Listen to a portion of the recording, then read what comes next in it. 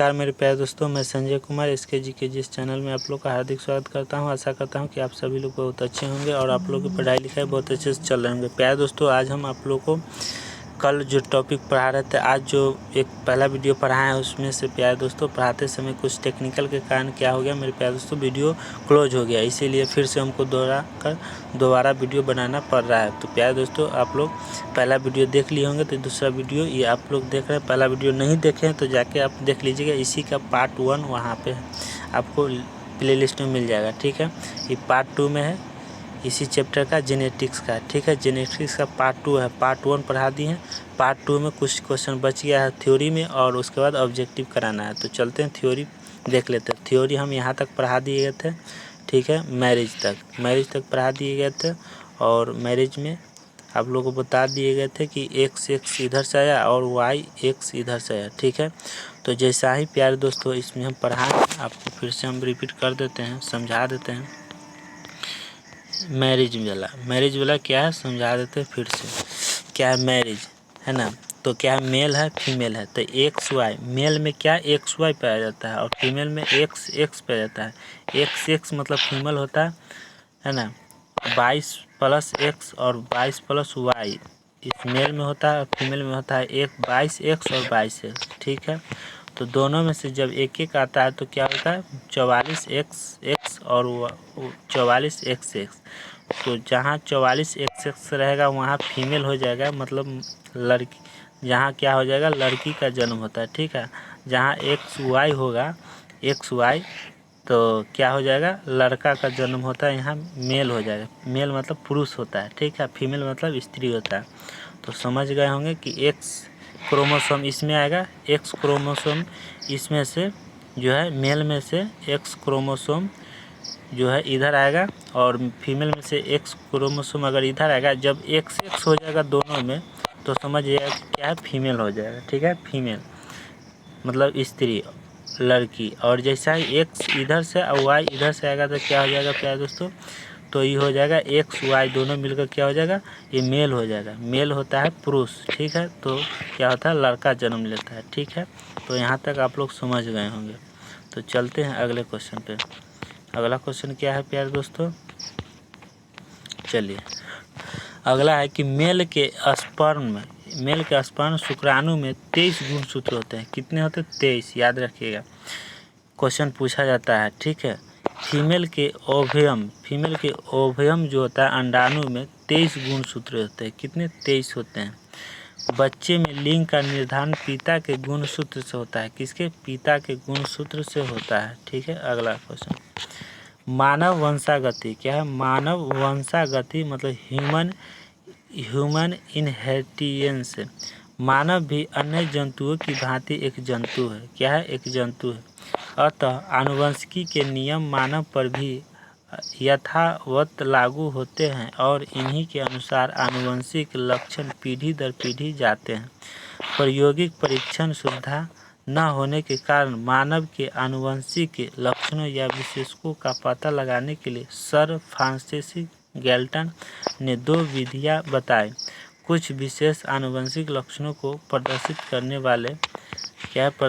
करने वाले मानव कुटुंबों की वंशावलियों, है ना, वंशावलियों का अध्ययन तथा जुड़वा बच्चों अर्थात यमजों के अध्ययन से आनुवंशिक एवं उपार्जित लक्षणों में भेद स्थापित करना।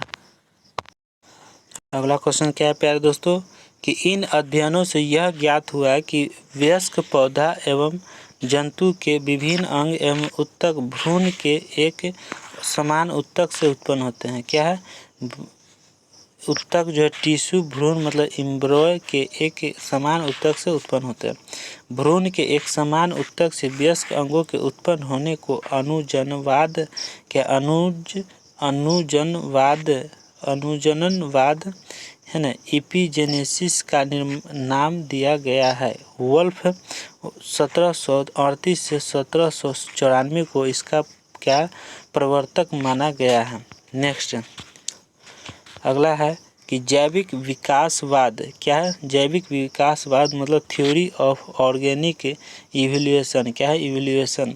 चार्ल्स डार्विन ने बीगल बीगल नामक जहाज पर यात्रा के दौरान मालदीव समूह तथा अन्य स्थानों से एकत्र की गई सामग्री के आधार पर 1859 में स्पीशीज की उद्गम है ना और ऑरिजिन ऑफ स्पीशीज नामक पुस्तक लिखी। नेक्स्ट, डार्विन के अनुसार विभिन्न प्रकार के जीवों की उत्पत्ति जैव विकास इवोल्यूशन द्वारा हुई तथा विकास मुख्य रूप से प्राकृतिक वर्णन नेचुरल सिलेक्शन के कारण होता है। ठीक है, नोट में है कि यदि किसी जीव का जीवाश्म पृथ्वी की गहराई से प्राप्त हुआ है तो हम यह कह सकते हैं कि जीव हजारों साल पहले विलुप्त हो गया था। हजारों साल पहले क्या हो गया? विलुप्त हो गया था। प्राकृतिक चयन द्वारा स्पीशीजों का विकास सिद्धांत डार्विन ने दिया था। किसने? डार्विन ने। जाति का उद्भव नामक पुस्तक लिखा था। जाति का उद्भव नामक पुस्तक लिखा था किसने? डार्विन ने। डार्विन ने लिखा था। तो चलते हैं प्यारे दोस्तों, थ्योरी समाप्त कर दिया गया है। तो चलते हैं ऑब्जेक्टिव के ऊपर। कहाँ? ऑब्जेक्टिव। ठीक है, ऑब्जेक्टिव क्वेश्चन। तो आप बने रहें प्यारे दोस्तों और लास्ट तक आप लोग अटेम्प्ट कर कीजिएगा क्वेश्चन को। ठीक है, तभी समझ में आएगा। चलिए अगला क्वेश्चन ऑब्जेक्टिव में है कि सही वाक्य को चुनिए। क्या है प्यारे दोस्तों? सही वाक्य को चुनना है। पहला है, संस्करण का अर्थ आनुवंशिक रूप से दो असमान पदों के बीच क्रॉसिंग करना। दो किस्मों के बीच किया जाने वाला संस्करण अंतरास्पीशीज संस्करण कहलाता है। तीसरा है, किसी पादप में वांछित गुणों वाले जीन डालने से आनुवंशिकीय रूपांतरित फसल प्राप्त होती है। और अगला क्या है? दो स्पीशीजों के पौधे के बीच संस्करण किया जाने वाला अंतरा वैरायटी संस्करण कहलाता है। क्या कहलाता है? ऑप्शन ए कहलाएगा। 1 और 3 सही है। क्या है? 1 और 3 सही है। कौन कौन सही है? 1, संस्करण का अर्थ आनुवंशिक रूप से दो असमान पादपों के बीच क्रॉसिंग करना, ये सही है। और तीसरा है, किसी पादप में वांछित गुणों वाले जीन डालने से आनुवंशिकीय रूपांतरित फसल प्राप्त होती है। ठीक है, चलते हैं अगला। पशुपालन निम्नलिखित उद्देश्य में से किसके लिए किया जाता है? पशुपालन जो है निम्नलिखित उद्देश्यों में से किसके लिए किया जाता है? किसके लिए किया जाता है? तो ऑप्शन ए, दूध उत्पादन, है ना। किसके लिए किया जाता है प्यारे दोस्तों? तो ऑप्शन ए, दूध उत्पादन किया जाता है। और दूसरा में कृषि कार्य किया जाता है। और तीसरा में मांस उत्पादन किया जाता है, लेकिन अंडा उत्पादन नहीं किया जाता है। ठीक है, तो आपका क्या हो जाएगा? ए सही हो जाएगा। नेक्स्ट अगला है, मानव नरों में एक गुणसूत्र को छोड़कर सभी गुणसूत्र पूर्ण जोड़ों में है। ये अपूर्ण जोड़े वाले गुणसूत्र कौन सा है? अपूर्ण गुणसूत्र वाला कौन सा है प्यारे दोस्तों? तो ऑप्शन ए में है 12 गुणसूत्र, छोटा गुणसूत्र है अपूर्ण वाला, वाई गुणसूत्र और एक्स गुणसूत्र हो जाएगा। तो आपका सही जवाब हो जाएगा 3 और 4। तो क्या हो जाएगा?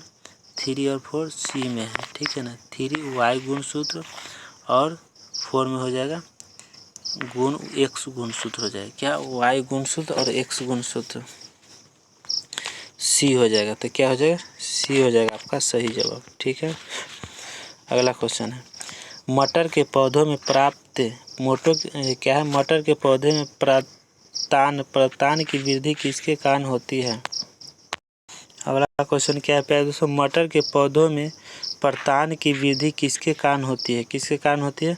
ऑप्शन है प्रकाश के प्रभाव के कारण, बी हो गया गुरुत्वाकर्षण के प्रभाव के कारण, तीसरा हो गया सी में हो गया प्रतान की उन कोशिकाओं में तीव्र विभाजन के कारण जो अवलंब से दूर होती है। किससे? अवलंब से दूर होती है।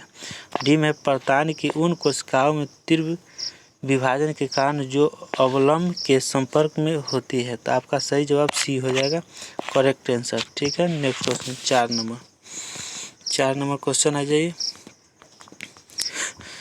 4 नंबर हो गया, 5 नंबर क्वेश्चन पर चलते हैं।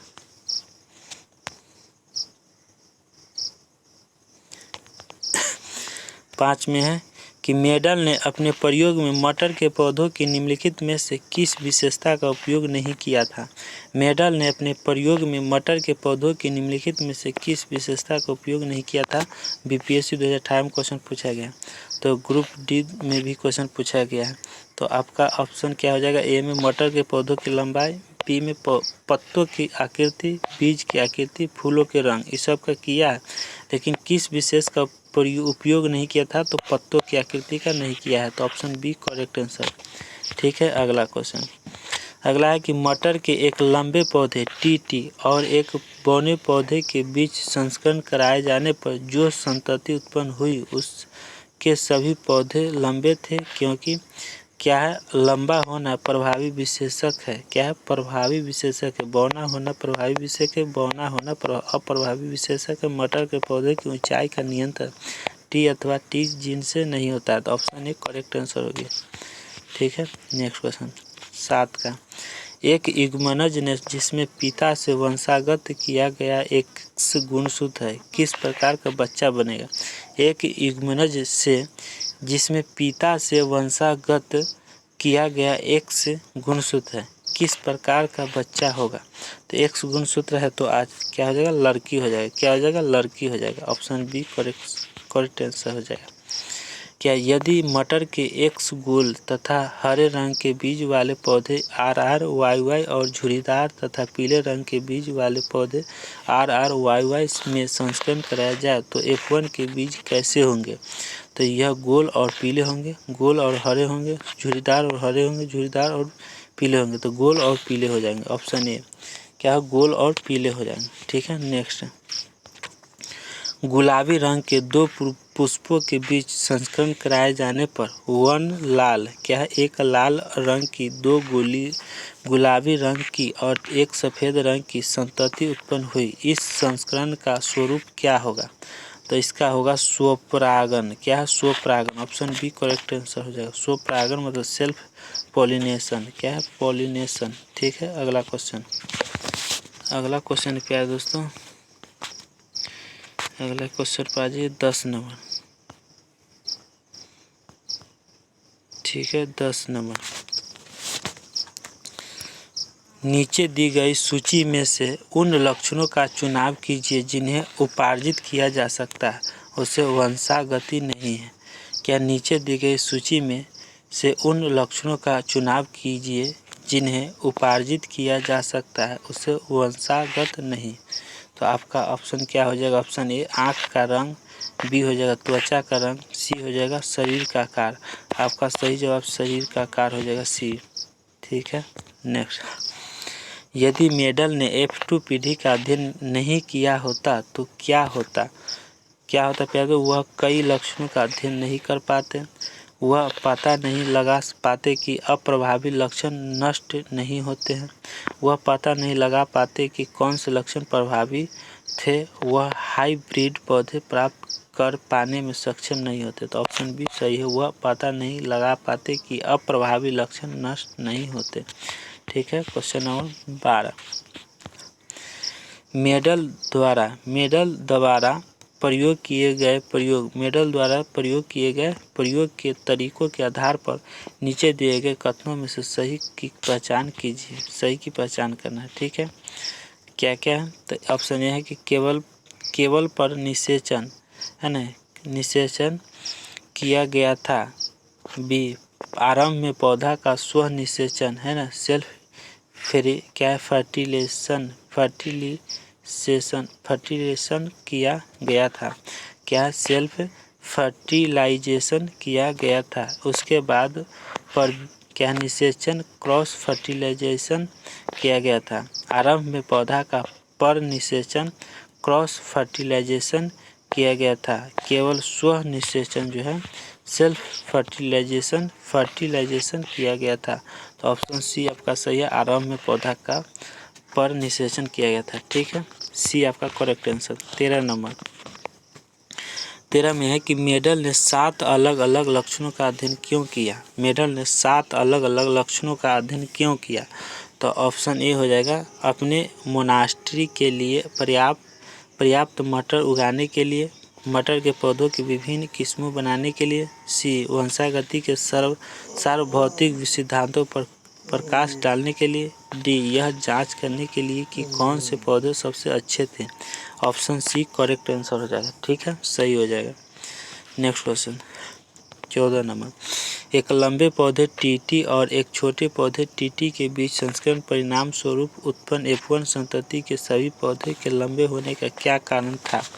क्या कारण था प्यारे दोस्तों, तो आपका ऑप्शन हो जाएगा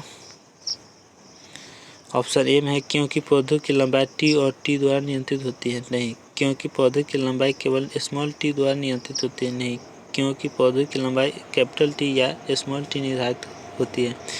डी में है क्योंकि पौधे की लंबाई केवल कैपिटल टी द्वारा निर्धारित होती है, नियंत्रित होता है। ऑप्शन डी सही हो जाएगा। ठीक है, नेक्स्ट क्वेश्चन है अगला 15 नंबर। क्या है 15 नंबर, क्या है मेडल ने अपने प्रयोग के लिए किस पौधे का प्रयोग किया था। मेडल ने अपने प्रयोग के लिए किस पौधे का प्रयोग किया था, तो उद्यम क्या है उद्यान मटर का। क्या है उद्यान मटर का प्रयोग किया था। D correct answer. 16 नंबर है कि सही कथन चुनिए। क्या है सही कथन चुनिए। मटर के पौधे का प्रतान। क्या सही कथन चुनिए। क्या है मटर के पौधों का प्रतान और नागफनी का पर्णार्थ वृत्त समाज क्या समजात अंग है। बी है मटर के पौधे का प्रतान और नागफनी का पर्णाभ वृत्त संवृत्ति अंग है। सी पक्षियों के पंख और छिपकलियों के पाद क्या संवृत्ति अंग है। पक्षियों के पंख और चमगादड़ के पंख क्या समजात अंग है। तो आपका सही जवाब क्या हो जाएगा, ए हो जाएगा। क्या ए हो जाएगा। मटर के पौधे का प्रतान और नागफनी का क्या पर्णाभ वृत्त समजात अंग है। तो ऑप्शन ए करेक्ट आंसर होगा। ठीक है, 17 नंबर। 17 में क्या है कि नर और मादा युग्मकों द्वारा साथ लाए जाने वाले विशेषकों लक्षणों के दो रूपांतर है। क्या दो रूपांतर है, कहाँ स्थित होते हैं, कहाँ स्थित होते हैं प्यारे दोस्तों, चलते हैं देखते हैं 17 नंबर का। चलिए कहाँ स्थित होते हैं प्यारे दोस्तों, तो ऑप्शन ए हो जाएगा एक ही गुणसूत्र की प्रतिकृतियों पर स्थित होते हैं। ठीक है, आपका एक करेक्ट आंसर हो जाएगा। चलिए नेक्स्ट अगला है कि सब्जी की एक टोकरी में गाजर, आलू, मूली और टमाटर रखे हैं। बताएं कि इनमें से कौन सी सब्जियां सही समजात संरचनाओं का प्रतिनिधित्व करती हैं। तो आपका सही जवाब हो जाएगा मूली और गाजर। सी हो जाएगा। क्या हो जाएगा, मूली और गाजर हो जाएगा। ठीक है, नेक्स्ट अगला है मटर के एक शुद्ध लंबे पौधे टीटी और एक शुद्ध बौने पौधे टीटी है ना, कैपिटल टीटी और स्मॉल टीटी में संस्करण कराया गया।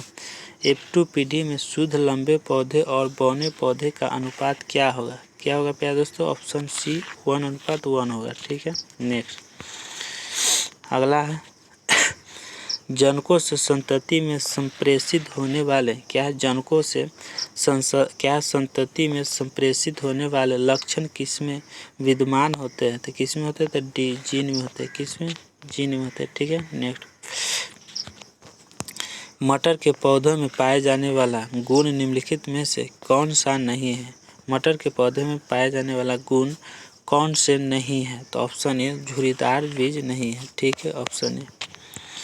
नेक्स्ट कि रिक्त 22 नंबर रिक्त स्थान में सबसे उपयुक्त विकल्प भरे। सबसे उपयुक्त विकल्प भरना है। क्या भरना, तो यदि एक पौधा क्या पौधे का समजीनी क्या समजीनी मतलब genotype T small T T capital R small R है तो समलक्षणी क्या है फेनोटाइप क्या होगा। तो क्या हो जाएगा प्यारे दोस्तों, तो आपका क्या हो जाएगा, ऑप्शन सी हो जाएगा है ना, बौन और गोला हो जाएगा। क्या बौना और गोला हो जाएगा। नेक्स्ट क्वेश्चन नंबर 23 वनस्पति भागों या बीज के बजाय कोशिकाओं के मध्य से नए पौधों का उगाना क्या कहलाता है, उगाना कहा जाता है। क्या कहा जाता है, तो ऑप्शन है टिश्यू कल्चर कहा जाता है। क्या टिश्यू कल्चर। क्या कह रहा है कि वनस्पति भागों या बीज के बजाय कोशिकाओं के माध्यम से नए पौधों का उगाना क्या कहा जाता है, टिश्यू कल्चर।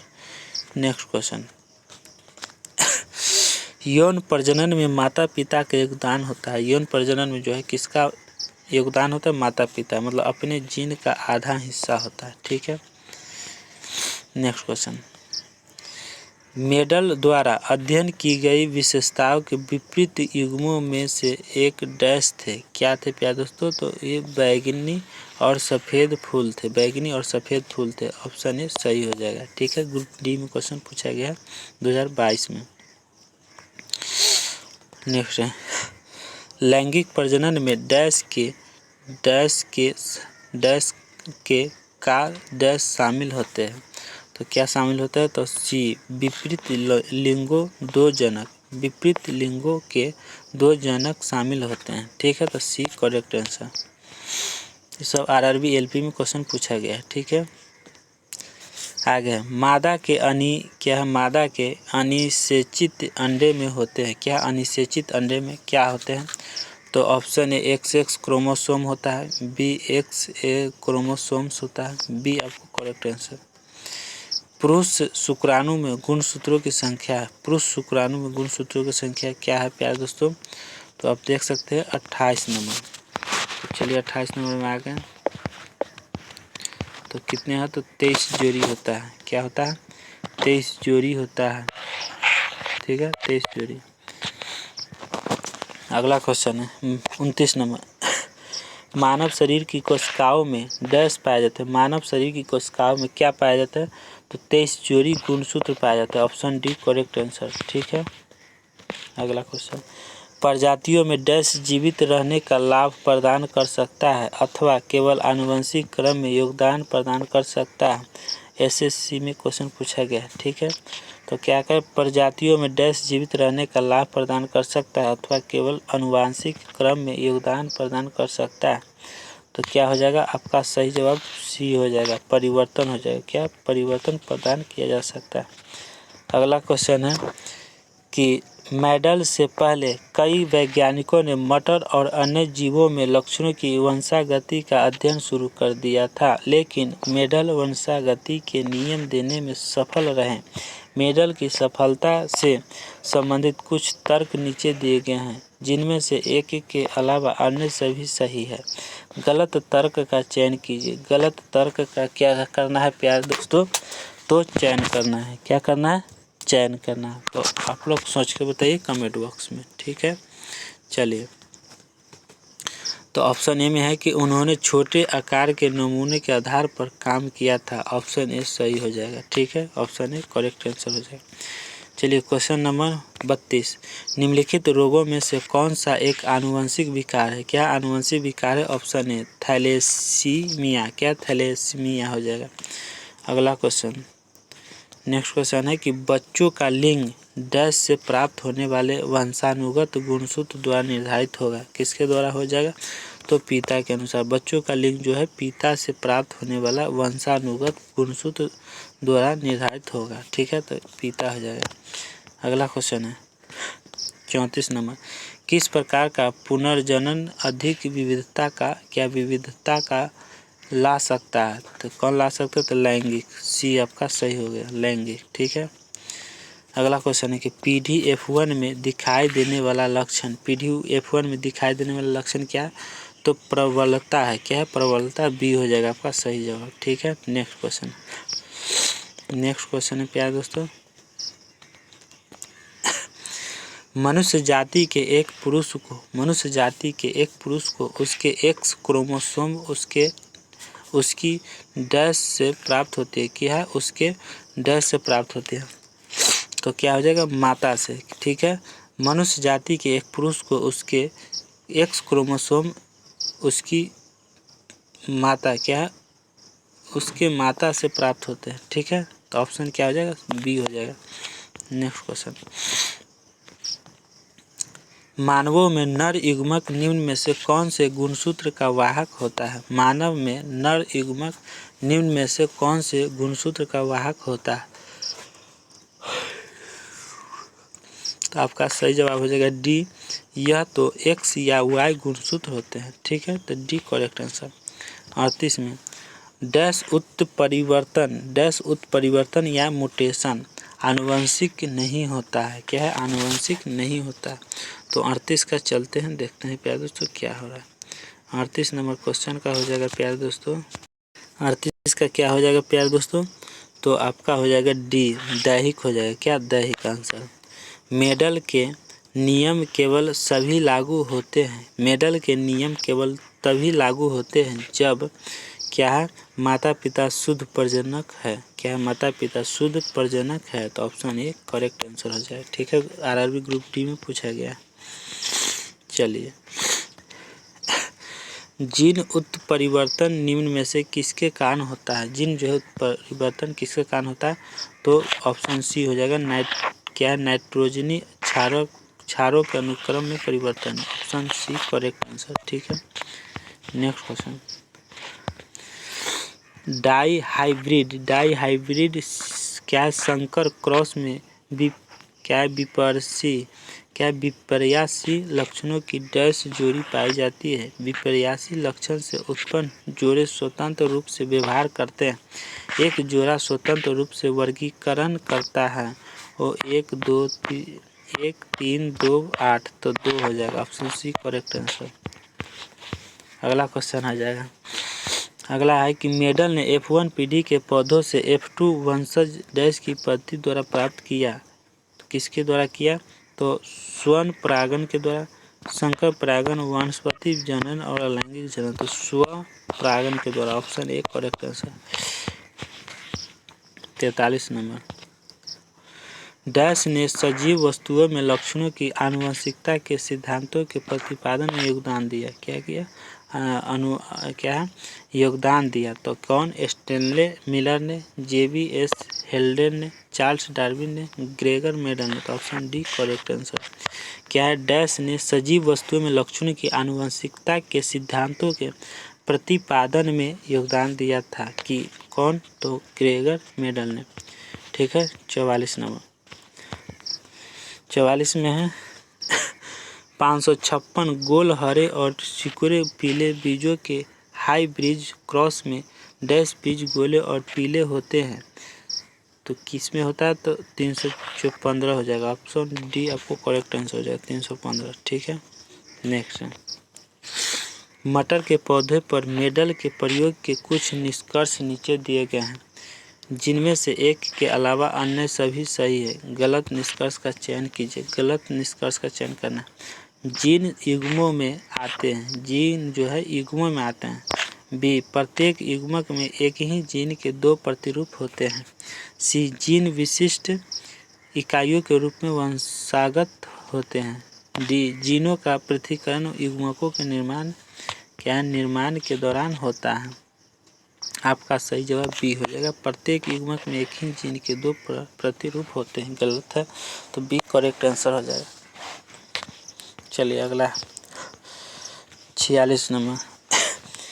वैज्ञानिक मेडल का निधन कब हुआ था? वैज्ञानिक मेडल का निधन कब हुआ था? तो 1884 पर आया है। ठीक है, थ्योरी 1884 हो जाएगा ये।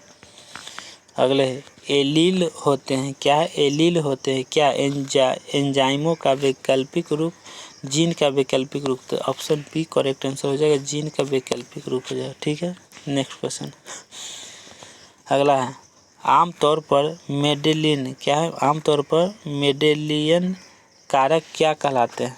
क्या कहलाते हैं प्यारे दोस्तों? आमतौर पर मेडेलियन जो है कारक क्या कहलाते हैं? तो ऑप्शन बी हो जाएगा, जीन हो जाएगा आपका सही जवाब। क्या हो जाएगा? बी हो जाएगा सही जवाब।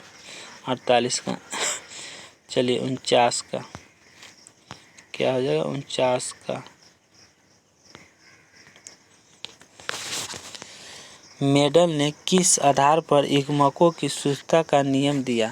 मेडल ने किस आधार पर युग्मकों की शुद्धता का नियम दिया? तो ऑप्शन ए पश्च संस्करण, बी द्विसंकर संस्करण, सी परीक्षण संस्करण, डी एक संकर संस्करण। तो आपका सही जवाब डी हो जाएगा, एक संकर संस्करण हो जाएगा। ठीक है, डी 50 का। पुनर्जनन। क्या पुनर्जनन का अर्थ है? क्या अर्थ है? खोए हिस्से का प्रतिस्थापन, छोटे खंड से जीव के पूरे शरीर का निर्माण। ऑप्शन बी करेक्ट आंसर हो जाएगा। ठीक है, 51 नंबर, महिला रोगाणु कोशिका में गुणसूत्रों की संख्या है कितना है, तो 46 होता है। कितना होता है, 46 होता है। चलिए, मटर के पौधों में डैश कैरेक्टर रिसेसिव होते हैं। कितने कैरेक्टर जो है रिसेसिव होता है, तो पीला बीज, राउंड सीड, हरी फली और झुरीदार। तो क्या हो जाएगा, झुरीदार हो जाएगा, डी। मटर के पौधों में हरीदार क्या है, झुरीदार बीज कैरेक्टर रिसेसिव होते हैं। नेक्स्ट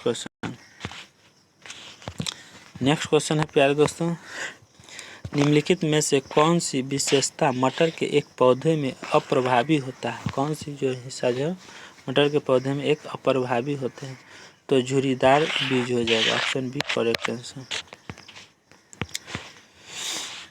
नेक्स्ट क्वेश्चन, मेडल के आनुवंशिकता का सिद्धांत किस पर आधारित था। मेडल के आनुवंशिकता का सिद्धांत किस पर आधारित है, तो ऑप्शन ए कायिक जनन। मेडल के आनुवंशिकता का सिद्धांत किस पर आधारित है, तो कायिक जनन पर। सॉरी कायिक जनन नहीं होगा, लैंगिक जनन हो जाएगा। मेडल के आनुवंशिकता का सिद्धांत किस पर आधारित है, तो लैंगिक जनन पर। ठीक है, अगला, मेडल ने मटर के पौधों को चुना, क्यों चुना, तो आपका ऑप्शन है जो उपयुक्त सभी विकल्पों, वे सस्ते थे, वे आसानी से उपलब्ध थे और उनमें विष दिखने वाला गुण था। तो ऑप्शन डी आपको करेक्ट आंसर है। अगला क्वेश्चन हो जाएगा 56 नंबर, मेडल ने 2 प्रयोग किए। पहला, लंबे पौधों के पराग को छोटे पौधे के बीजांड को निषेचित के लिए लिया, और दूसरा, छोटे पौधों के पराग को लंबे पौधे के बीजांड को निषेचित करने के लिए लिया।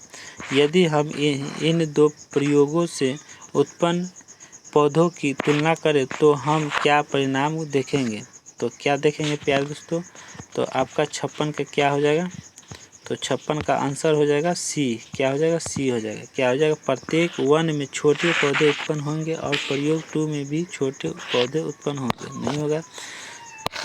और अगला, प्रयोग 1 में लंबे पौधे उत्पन्न होंगे और प्रयोग 2 में छोटे पौधे उत्पन्न होंगे, ये भी ना होगा। प्रयोग 1 में लंबे उत्पन्न होंगे और प्रयोग 2 में भी लंबे होंगे, तो ऑप्शन बी सी सही हो जाएगा। ठीक है, क्वेश्चन नंबर 57, क्या है 57, मटर के पौधे पर मेडल के प्रयोग के अनुसार लंबेपन को बौनेपन की तुलना में प्रभावी लक्षण कहा गया। क्यों कहा गया प्यारे दोस्तों, क्योंकि क्या है, ऑप्शन ए, मटर सहित सभी जीवों में बौने जीवों की तुलना में लंबे जीव समानतः अधिक पाए जाते हैं। ऑप्शन बी, लंबेपन के लिए जीन का प्रतीक टी था, जबकि बौनेपन के लिए जीन का प्रतीक टी था, स्मॉल टी। ठीक है, सी में कोई पौधा लंबा ही होगा भले ही उसकी लंबेपन के लिए एक जीन हो या 2 जीन। तो आपका सही जवाब क्या हो जाएगा, सी हो जाएगा। क्या, सी हो जाएगा। नेक्स्ट क्वेश्चन, अगला क्वेश्चन है प्यारे दोस्तों, अगला क्वेश्चन क्या हो जाएगा प्यारे दोस्तों, आनुवंशिकता को प्रभावित करने वाले कारकों के संबंध में मेडल ने निम्नलिखित में से कौन सी महत्वपूर्ण खोज की। तो आपका सही जवाब क्या हो जाएगा प्यारे दोस्तों, ऑप्शन ए, हार्मोन्स उत्पादन के कारण विशेषताएं प्रकट होती है। एक पीढ़ी की सभी संतानों केवल माता पिता में से एक की तरह दिखती है। स्व निषेचन केवल पैतृत्व की विशेषताएं दर्शाता है। यौन प्रजनन करने वाले जीवों में कारकों का युग्म उनके अभिलक्षणों को व्यक्त करता है। तो आपका सही जवाब क्या हो जाएगा, डी हो जाएगा। क्या, डी हो जाएगा। नेक्स्ट, इनमें से कौन वह पहले व्यक्ति थे जिन्होंने प्रत्येक पीढ़ी में किसी विशेष लक्षण को प्रदर्शित करने वाले पौधों जीवों की गणना करने के लिए अपने विज्ञान और गणित के ज्ञान को सम्मिश्रित किया था। तो आपका क्या हो जाएगा, option C, Gregor John Mendel ने। ठीक है, अगला क्वेश्चन नंबर 60, सूरजमुखी का पौधा 6.2 से 6.7 की pH रेंज वाली मिट्टी में से सबसे अच्छी तरह बढ़ता है। यदि किसी बगीचे की मिट्टी को pH मान 5 है तो सूरजमुखी उगाने के लिए मिट्टी में कौन सा पदार्थ मिलाया जाना चाहिए? तो आपका हो जाएगा ए, नींबू मिला दिया जाना चाहिए। ठीक है, बिहार दरोगा ग्रुप डी में क्वेश्चन पूछा गया। नेक्स्ट क्वेश्चन, पीले बीजों वाले तद्रुप प्रजनन वाले एक लंबे मटर के पौधे का संस्करण हरे बीजों वाले क्या तद्रुप प्रजनन वाले पौधे मटर के पौधे के साथ कराया जाता है। F1 पीढ़ी में सभी पौधे लंबे थे। इस प्रयोग से क्या निष्कर्ष निकल सकता है? क्या निकल सकता है? तो ऑप्शन सी हो जाएगा आपका सही जवाब। लंबा बोने पर प्रभावी हावी होता था। ठीक है, option C correct answer. 62 number question आ जाइए। क्या वंशागति के नियमों का प्रतिपादन किसने किया? तो किसने किया? चार्ल्स डार्विन, वाटसन और क्रिक, कार्ल लिनियस, तो ग्रेगर मेडल ने। ऑप्शन डी करेक्ट आंसर हो जाएगा। 63 नंबर, वंशागति के नियमों को प्राप्त करने में मेडल की सफलता के पीछे मुख्य कारण क्या था? तो कौन था? उन्होंने ऐसे जनकों को चुना जो एक समान थे। बी, उन्होंने अपने संस्करण में एक बार में केवल एक ही लक्षण का अध्ययन किया। तो ऑप्शन बी करेक्ट आंसर हो जाएगा। ठीक है, 63 का। 64 नंबर है कि जब एक गोल हरे बीज वाले पौधे का संस्करण एक झुर्रीदार पीले बीज वाले मटर के पौधे के साथ कराया जाता है तो परिणाम स्वरूप F1 पीढ़ी के पौधे डैश वाले होंगे। कौन होंगे? ऑप्शन सी हो जाएगा, गोले और हरे बीज हो जाएगा। ऑप्शन सी करेक्ट आंसर हो जाएगा। ठीक है, तो चलते हैं 64 के बाद 65 में। प्यारे दोस्तों, 64 ऑब्जेक्टिव क्वेश्चन 64 तक ही था प्यारे दोस्तों, है ना। 65 में नहीं है। 64 तक था तो 64 तक कंप्लीट करा दिया गया प्यारे दोस्तों। अगला चैप्टर कल के लिए आपको क्या रहेगा? पाचन तंत्र। तो प्यारे दोस्तों, अगर पाचन तंत्र करना चाहते हो तो कल आप लोग तैयार रहिएगा। सभी बच्चे जितने देख रहे हैं क्वेश्चन को पढ़ रहे हैं, क्लास कर रहे हैं, सभी बच्चे कल पाचन तंत्र पढ़ाएंगे। तो पाचन तंत्र आप लोग देख लीजिए। आप लोग ज़रूर से ज़रूर जुड़िएगा पढ़ने के लिए। ठीक है, पाचन तंत्र पढ़ाएंगे। ये सब पाचन तंत्र है। तो पाचन तंत्र ये सब जो है पाचन तंत्र आपको पढ़ाने वाले हैं। देख लीजिए कितना पेज है पाचन तंत्र, सब सब्जेक्ट है। अब आगे ऑब्जेक्टिव कितना है हम दिखा देते हैं। पाचन तंत्र में होगा 100 से प्लस होगा, है ना। कितना है? 83 आ चुका है। और कितना है प्यारे दोस्तों? अब नहीं है ना। तो टोटल ऑब्जेक्टिव कितना था पाचन तंत्र में? 89 था। ठीक है, तो आप लोग कल के लिए तैयार रहिएगा प्यारे दोस्तों। चलते हैं प्यारे दोस्तों। जय हिंद, जय भारत। थैंक यू दोस्तों।